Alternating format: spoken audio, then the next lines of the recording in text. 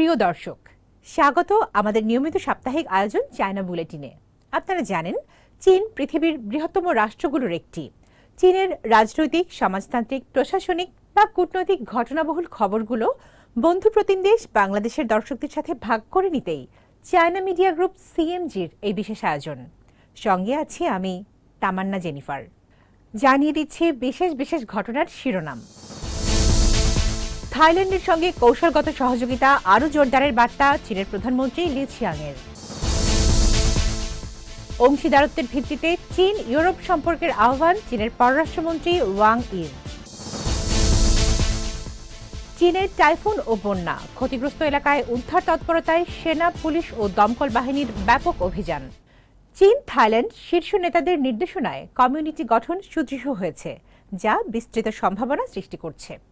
দ্বিপাক্ষিক লাভজনক সহযোগিতাকে উচ্চতর পর্যায়ে নিয়ে যেতে থাইল্যান্ডের সঙ্গে কাজ করতে প্রস্তুত চীন, এমন মন্তব্য করেছেন চীনের প্রধানমন্ত্রী লি ছিয়াং।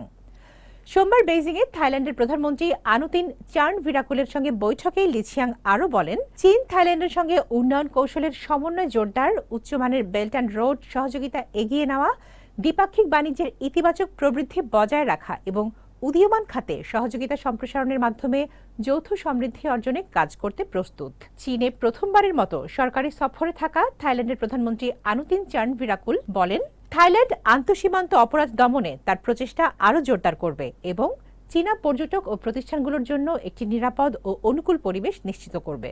চীন ও ইউরোপের সম্পর্কের মূল ভিত্তি হওয়া উচিত অংশীদারত্ব। তাই অর্থনৈতিক ও বাণিজ্যিক বিষয়কে রাজনৈতিকভাবে না দেখে গতিশীল বাণিজ্যিক সম্পর্ক গড়ে তোলার আহ্বান জানালেন চীনের পররাষ্ট্রমন্ত্রী ওয়াং ই। মঙ্গলবার বেইজিংয়ে ইউরোপীয় পার্লামেন্টের পররাষ্ট্র বিষয়ক কমিটির চেয়ারম্যান ডেভিড ম্যাক অ্যালিস্টারের নেতৃত্বে বিভিন্ন রাজনৈতিক দলের প্রতিনিধিদের সাথে বৈঠকে এসব কথা বলেন ওয়াং ই। ইউরোপকে চীনের প্রতি যুক্তিসঙ্গত ও গঠনমূলক নীতি গ্রহণের মাধ্যমে দ্বিপক্ষীয় সম্পর্কের দীর্ঘমেয়াদী উন্নয়ন এগিয়ে নেওয়ার আহ্বান জানান ওয়াং। এ সময় ইউরোপীয় প্রতিনিধি দল জানায়, ইউরোপীয় ইউনিয়ন চীনের সঙ্গে সম্পর্ককে অত্যন্ত গুরুত্ব দেয় এবং পারস্পরিক বোঝাপড়া ও সহযোগিতা আরও জোরদারে আগ্রহী। এদিকে দক্ষিণ পূর্ব এশীয় দেশগুলোর সংগঠন আসিয়ানের সঙ্গে সহযোগিতা আরও জোরদার করতে প্রস্তুত চীন বলে জানিয়েছেন চীনের পররাষ্ট্রমন্ত্রী ওয়াং ই।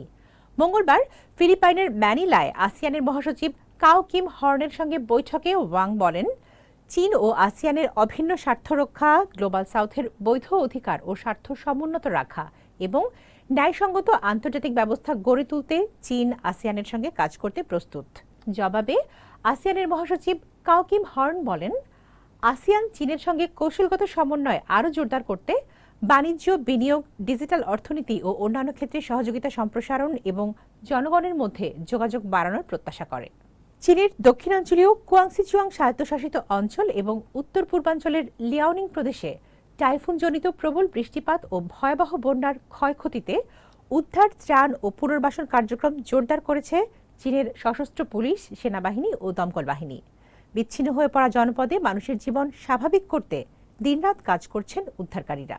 কুয়াংসিতে বছরের 10ম টাইফুনের প্রভাবে সৃষ্ট প্রবল বৃষ্টিপাতে পার্ল নদী অববাহিকার বিস্তীর্ণ এলাকা প্লাবিত হয়েছে। এতে অন্তত 39 জনের প্রাণহানি সহ বহু গ্রামীণ জনপদ ক্ষতিগ্রস্ত হয়। দুর্যোগ পরবর্তী পুনর্গঠনের সহায়তার জন্য চীনা গণমুক্তি সেনাবাহিনী 2200-এরও বেশি সৈন্য ও মিলিশিয়া মোতায়েন করেছে। তারা কাদা ও ধ্বংসাবশেষ অপসারণ, জীবাণুনাশক ছিটানো, মহামারী প্রতিরোধমূলক ব্যবস্থা গ্রহণ এবং ত্রাণ সামগ্রী পরিবহনের পাশাপাশি বয়স্কদের নিরাপদ স্থানে সরিয়ে নেওয়া, ক্ষতিগ্রস্ত এলাকাগুলোতে যোগাযোগ পুনঃস্থাপন এবং স্বাভাবিক জীবন ফিরিয়ে আনতে নিরলস কাজ করে যাচ্ছেন। দর্শক, এই ছিল আমাদের এবারের আয়োজনে। আবারও দেখা হবে চীনের সমসাময়িক খবর নিয়ে আগামী সপ্তাহে একই দিন একই সময়ে। অনুষ্ঠানটি সামাজিক যোগাযোগ মাধ্যমেই দেখতে ভিজিট করুন www.facebook.com/cmg বাংলা এবং ইউটিউব চ্যানেল সিএমজি বাংলা। দেখার আমন্ত্রণ। চাই চিয়েন।